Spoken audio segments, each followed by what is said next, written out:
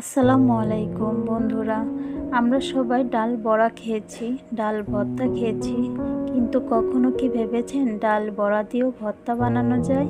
আজকে আমি আপনাদের দেখাবো একদম নতুন, আগে কেউ বানায়নি এমন একটি রেসিপি, ডাল বড়া ভর্তা। চলুন তাহলে দেখে নিই কীভাবে মজাদার ভর্তা বানানো যায়। এই ভর্তার জন্য লাগবে মসুরের ডাল, পেঁয়াজ কুচি, কাঁচামরিচ, 2-3 টুকরা আদা আর 3 কোয়া রসুন। ব্লেন্ডারে সব উপকরণ একসাথে দিয়ে পেস্ট তৈরি করে নেব।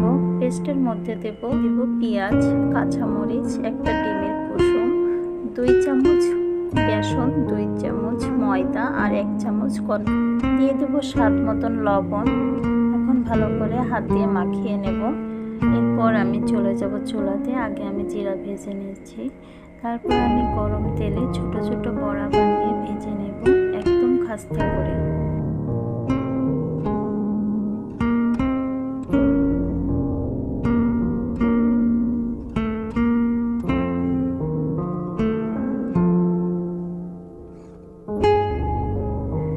বড়াগুলো হালকা গরম থাকতে থাকতে কেচি বা হাত দিয়ে ছোট ছোট পিচ করে নেব।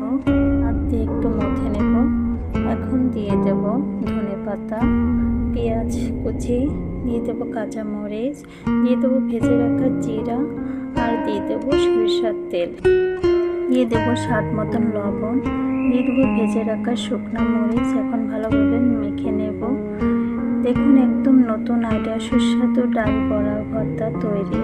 এটা গরম ভাতের সাথে খেলে মজা দ্বিগুণ। আপনি চাইলে এটা বিকালের নাস্তা হিসেবেও খেতে পারেন। আমার রেসিপিটা যদি আপনাদের ভালো লেগে থাকে তাহলে লাইক দিন, কমেন্ট করুন আর চ্যানেলে সাবস্ক্রাইব করতে ভুলবেন না। আরও ইউনিক ভর্তা রেসিপি পেতে সাথে থাকুন। ধন্যবাদ সবাইকে।